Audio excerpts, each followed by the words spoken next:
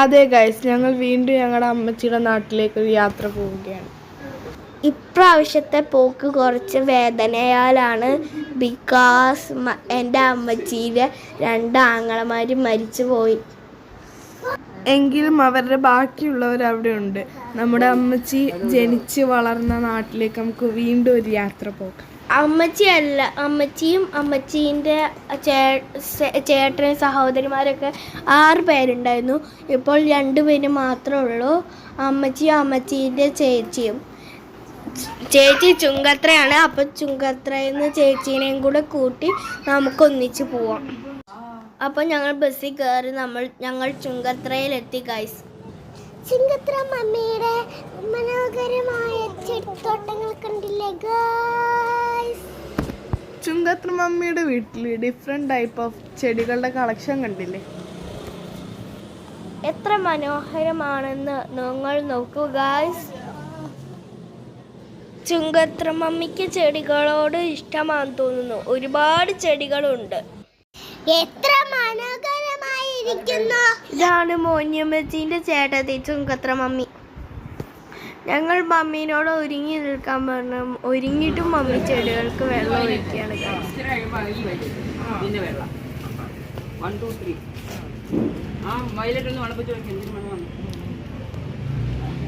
അതിനുശേഷം ഞങ്ങൾ ഓട്ടോയ്ക്ക് വേണ്ടി കാത്തിരുന്നു കുറച്ചു നേരം. ഞങ്ങൾക്ക് നിലമ്പൂർ റെയിൽവേ സ്റ്റേഷനിൽ എത്തണം. അതുകൊണ്ട് ഓട്ടോറിക്ഷ വന്നപ്പോൾ മമ്മി വീടൊക്കെ പൂട്ടി ഒന്നിച്ച് ഞങ്ങൾ എല്ലാവരും പോയി. ഇലകളും ചെടികളും എല്ലാം ഉണ്ട് ഇതിനകത്ത് ഗൈസ്. ഞങ്ങൾ റെയിൽവേ സ്റ്റേഷനിൽ എത്തി ഗൈസ്. ഞങ്ങൾ 6 പേർക്ക് വേണ്ടിയുള്ള ടിക്കറ്റ് എടുത്തു. ഞങ്ങൾ നേരെ ഇനി ട്രെയിനിൽ കയറാം.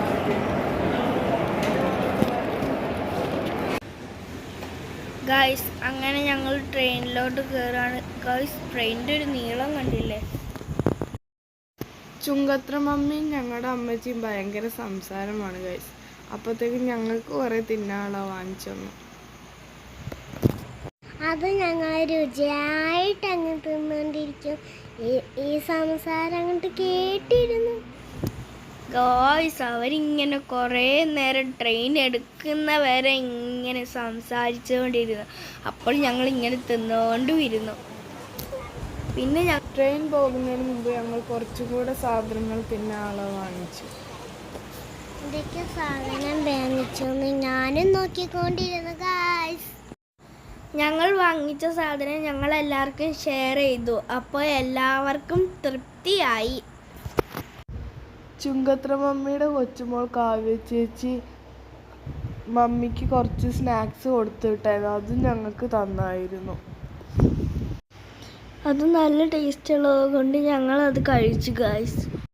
ഏതാണ്ട് 50-60 വർഷത്തെ ചരിത്രങ്ങളാണ് ഇവരൊക്കെ പറഞ്ഞുകൊണ്ടിരിക്കുന്നത്.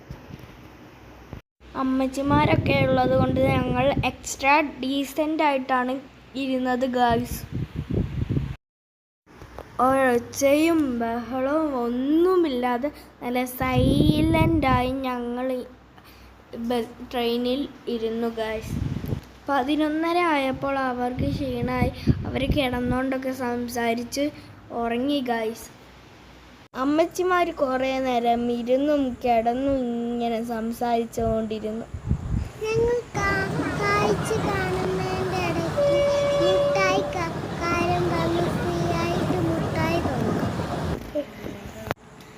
ഫ്രീ ആയിട്ട് തരാൻ ഈ കച്ചവടക്കാരൻ നിന്റെ ആരാ?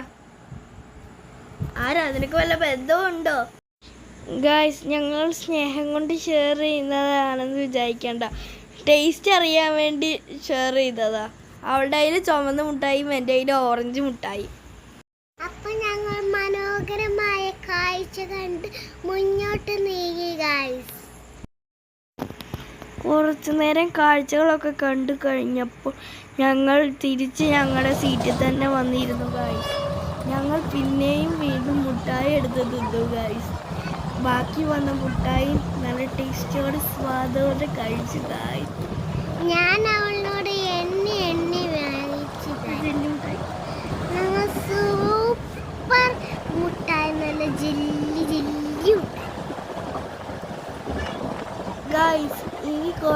നേരം കൂടെ കഴിഞ്ഞാൽ ഞങ്ങൾ ഷൊർണൂർ എത്താം ഗായ്സ്. അതിൻ്റെ സന്തോഷത്തിലാണ് ഞങ്ങൾ. അമ്മച്ചിമാർ കിടന്നുറങ്ങി തന്നെ. അങ്ങനെ ട്രെയിൻ യാത്ര കഴിഞ്ഞ് ഞങ്ങൾ എളനാട് ബസ്സിൽ കയറി ചേലക്കരയിലേക്ക് പോകാൻ തുടങ്ങുകയാണ് ഗൈസ്. ബസ്സിൽ അമ്മച്ചിമാർ രണ്ടും വർത്താനം തന്നെ വർത്താനം. ഒരുപാട് വർഷത്തെ കഥകളൊക്കെ പറയാനുണ്ട്. നമുക്ക് കുറച്ച് ഗായ്സ് നോക്കൂ ഗായ്സ്, ഒരു മനോഹരമായ പുഴ. ഞങ്ങൾ അങ്ങനെ ബസ് യാത്ര സ്റ്റാർട്ട് ചെയ്തു.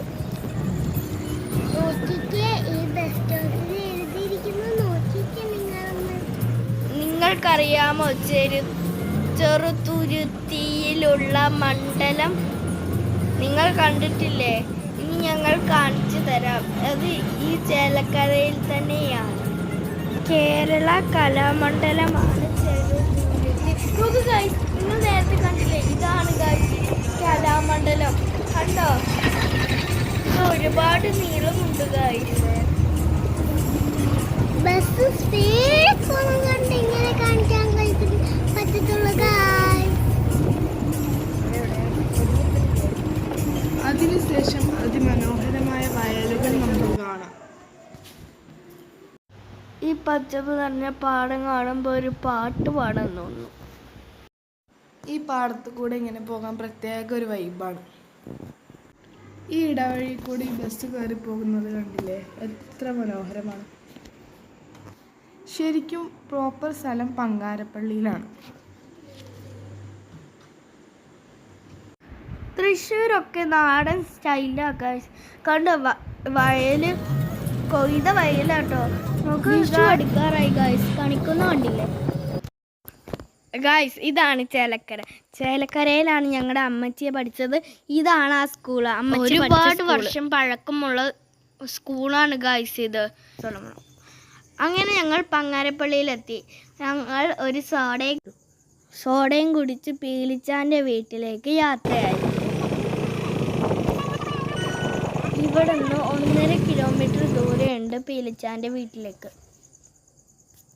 ഞങ്ങൾ ഇങ്ങനെ ഓട്ടോയിൽ യാത്ര പോയി. അങ്ങനെ ഞങ്ങൾ പീലിച്ചാൻ്റെ വീട്ടിലേക്ക് എത്താനായി. പീലിയച്ചൻ്റെ വീട്ടിൽ പീലിയച്ചൻ്റെ ഭാര്യ മാത്രമുള്ളതായി. ഗൈസ്, ഇതാണ് പീലിയച്ചൻ്റെ ഭാര്യ. താഴെ വാടകക്കാരാട്ടോ. മേളിൽ പീലിയച്ചൻ്റെ ഭാര്യ ഒറ്റയ്ക്ക് താമസിക്കും. ഫ്രണ്ട്സ്, ഞങ്ങളുടെ അമ്മച്ചിൻ്റെ സംസാരിച്ച് അവിടെ അമ്മച്ചി തേങ്ങ ഒഴിച്ച് എന്തായിരുന്നു ജ്യൂസ് ഉണ്ടാക്കി തന്നു.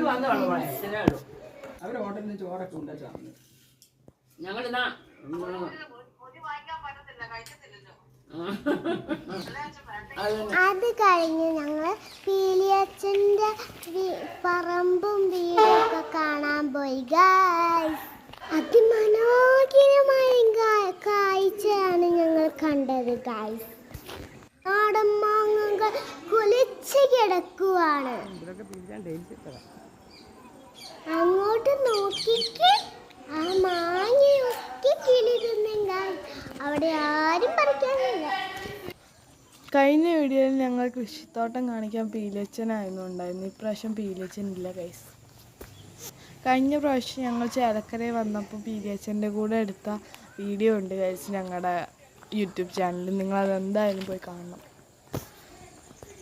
അതിമനോഹരമായ പീലിയച്ചൻ്റെ കൃഷിത്തോട്ടം നമുക്ക് കാണാം.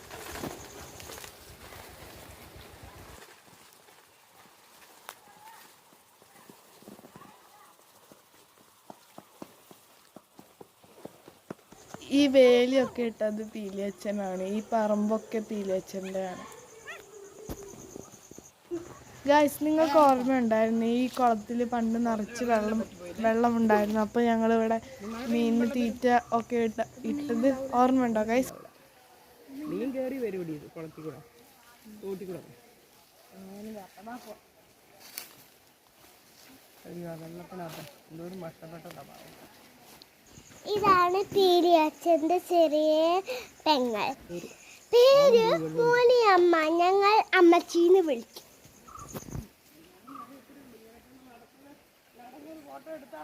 പിന്നീട് കാണാം.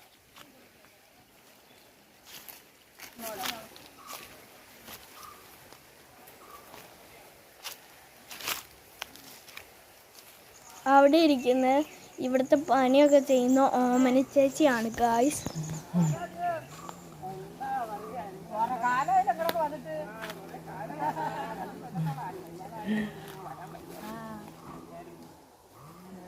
അങ്ങനെ ഒന്നും ഇരുന്നപ്പോ കുറെ കാലമായില്ലേ ബീച്ചാൻ നടന്ന പറമ്പൊക്കെ ഉണ്ട്. കാണണ്ടേ?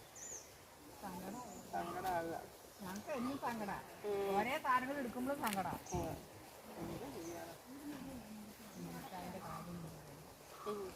ഞാൻ പറയാ, കഴിഞ്ഞ പ്രാവശ്യം ഞങ്ങൾ വന്ന 2 വർഷം മുമ്പല്ലേ ഞാൻ ഇവിടെ ഞങ്ങൾ ഇതിൽ വല്ല പിള്ളേരും എല്ലായിട്ട് വന്നിട്ട് ഇവിടെ വന്ന് ഫോട്ടോ ഒക്കെ എടുത്ത് മീൻ പിടിക്കുന്നതെല്ലാം കണ്ട് മീന് തീറ്റിയിട്ട് കൊടുത്തതും എല്ലാം ഞങ്ങളുടെ കയ്യിലുണ്ട്, ഫോട്ടോയിലുണ്ട്. അതെ അതെ, ലാസ്റ്റായിരുന്നു. ഈ സാധനങ്ങളൊക്കെ ആൾക്കാർ എടുത്തിട്ട് പോവാന്നേ. ആ, കള്ളന്മാരുണ്ട് ഇവിടെ അല്ലേ. എവിടുന്നാ മോട്ടറിന്റെ കപ്പാസിറ്റർ ഒക്കെ എടുത്തിട്ട് നോക്ക് ഗായ്സ്, തെങ്ങും തോട്ട. ഇതൊക്കെ പീലിയച്ഛന്റെ തെങ്ങും തോട്ടാണ് ഗായ്സ്. ഇതിനകത്ത് കണ്ട തേങ്ങയുള്ളത്.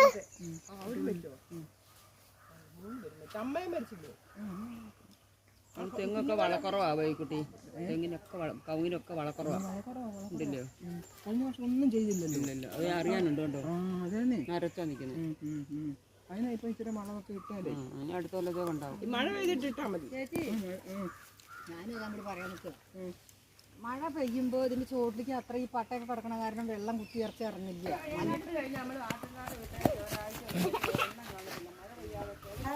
ഈ പൈപ്പിൽ നിന്ന് വരുന്ന വെള്ളമാണ് ഈ ചെടികൾക്കൊക്കെ ഫലഭൂഷ്ടമാക്കുന്നത് ഗായ്സ്.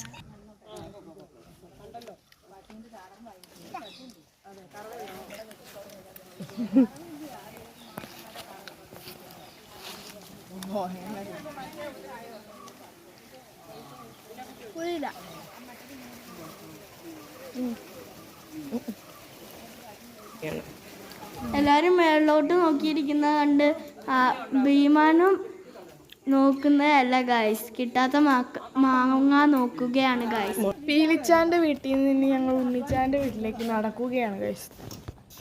ഇവിടുന്ന് ഏകദേശം 2 കിലോമീറ്റർ ദൂരമുണ്ട്. അവിടെ നിന്ന് ഞങ്ങൾ ഓട്ടോ വിളിച്ച് പോകണം.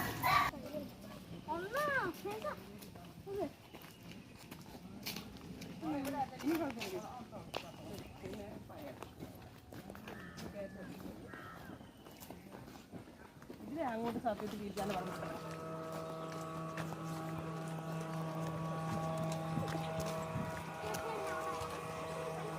നോക്കൂ ഗായ്സ്, മാങ്ങ എല്ലാം നിറഞ്ഞിരിക്കുന്നു. എങ്ങും പ്രകൃതി രമണീയമായ കാഴ്ച ഗായ്സ്. നോക്കൂ ഗായ്സ്, നല്ല കാഴ്ചകൾ.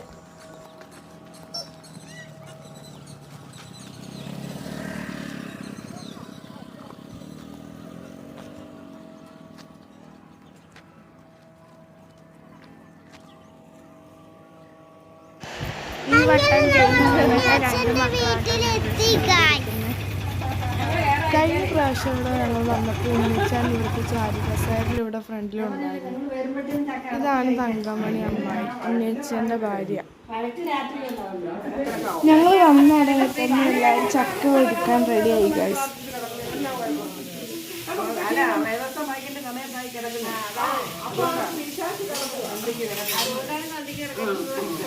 അവിടെ ഇതിന് ചക്ക അരിയുന്ന ആരാന്നറിയോ? ജെയിംസ് അങ്ങളുടെ അമ്മയാണ്. അതായത് ഭാര്യയുടെ അമ്മ.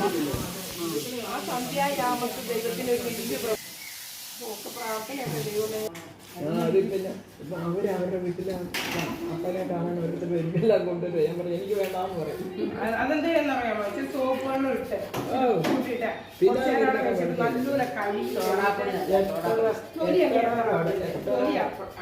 മോനമേ, ഇവിടെ പച്ചക്കറി ഉണ്ടാക്കുന്ന എങ്ങനെ അറിയാമോ? വെള്ളത്തിൽ കൂടാണ് വിഷം ഇട്ട് കൊടുക്കുന്നത്. ഈ സാധനമൊക്കെ നടക്കുന്നത്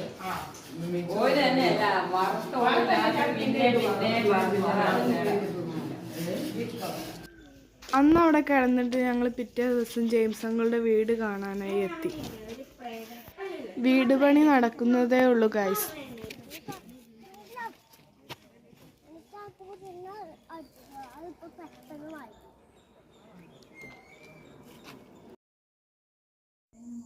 ചെറിയ കൊച്ചിനെടുത്ത് ഇരിക്കുന്നതാണ് ജെയിംസ് അങ്കിൾ. അതിനുശേഷം അമ്മച്ചിമാർ ജനിച്ച സ്ഥലം കൊണ്ട് എല്ലാവരെയും ചുറ്റിക്കാണാൻ പോയി.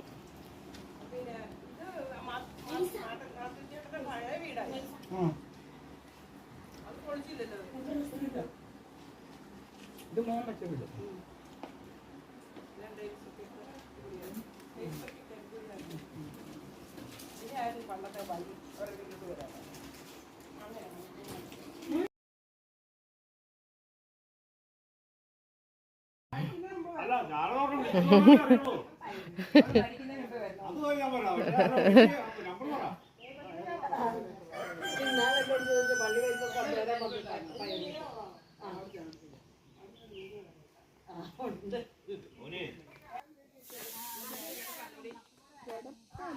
ഒരു 100 വർഷം പഴക്കമുള്ള നാടൻ വീടും പിന്നെ ഒരു മുത്തശ്ശിയും. നോക്കൂ ഗൈസ്.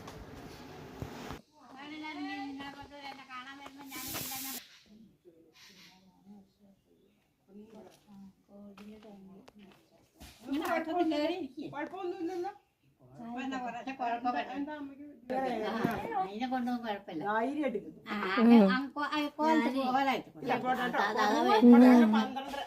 വണ്ടിക്ക്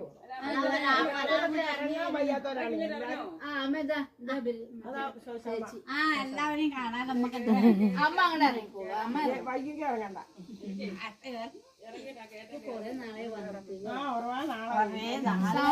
മാറിപ്പോയല്ലോ. പീലിച്ചാനും ഉണ്ണിച്ചാനും മരിച്ചിട്ട് വഴിക്ക് വന്നിട്ടില്ല. നമ്മളൊക്കെ പണ്ട് കാലത്ത് ഇവിടെ വന്ന ആൾക്കാരല്ലേ. അവിടെ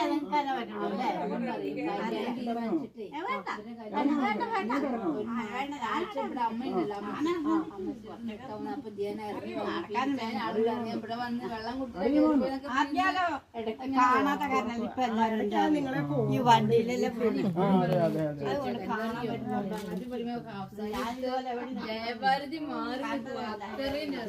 ജയഭാരതി എന്ന് ഉദ്ദേശിച്ച ഞങ്ങളുടെ പോനിയമ്മച്ചീനെയാണ് ഗൈസ്.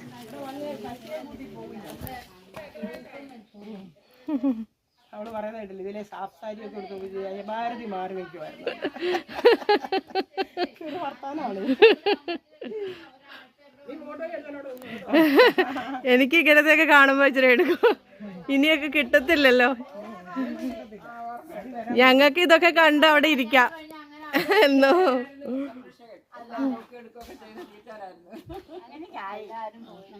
എങ്ങനെ സ്കൂളിൽ വിടുന്നത് എന്റെ കൂടെ. എന്തി അവന് ജോലി ആയോ? ദാസിന്റെ വീടാണോ? ശശിയുടെ ഭാര്യ എങ്ങനെയാ മരിച്ചത്? ഷുഗർ കയറിട്ടോ? അയ്യോ, അത് അറിഞ്ഞില്ല.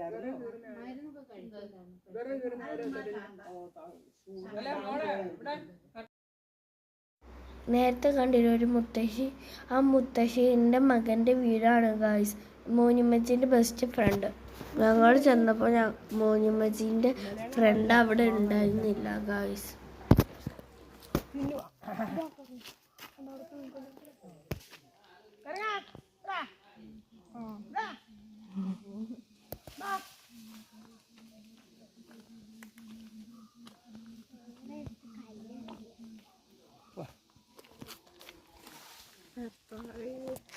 എന്താ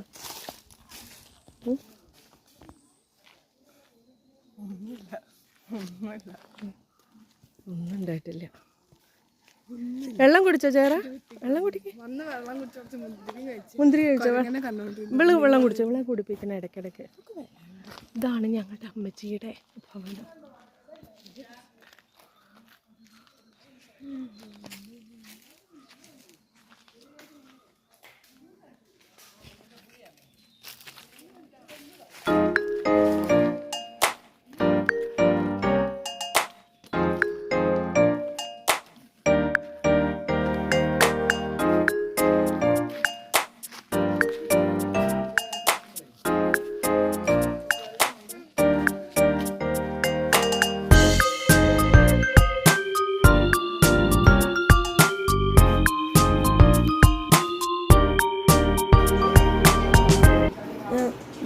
ഫുഡൊക്കെ കഴിച്ച് പോവാൻ നേരത്താണ് മോനുമ്മച്ചീൻ്റെ ഫ്രണ്ട് വന്നേ. മോനുമ്മച്ചിയും ഈ ശശിചേട്ടനും കൂടെയാണ് സ്കൂളിൽ പോകുന്നത്. അപ്പോൾ ശശിചേട്ടൻ ചെറുതായിരുന്നു ഗായ്സ്.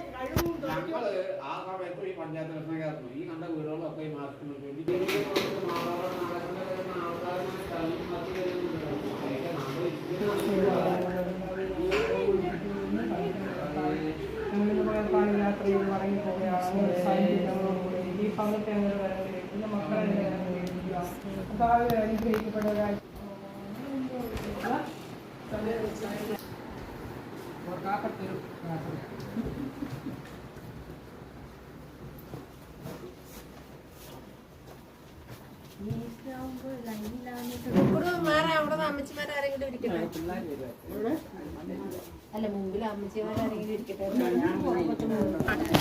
അവൻ ഞാൻ അന്നേരം പറഞ്ഞു അവൻ പോയി പണി നോക്കാൻ പറയാൻ പറഞ്ഞു. അവരാരും ഞങ്ങളെ സ്നേഹിക്കുന്നത്. ജെയിംസിന്റെ അത്രയും നല്ലൊരു ചെറുക്കനുണ്ടോ? നമ്മളെ കൊണ്ടുവിടുന്ന ആളില്ലേ?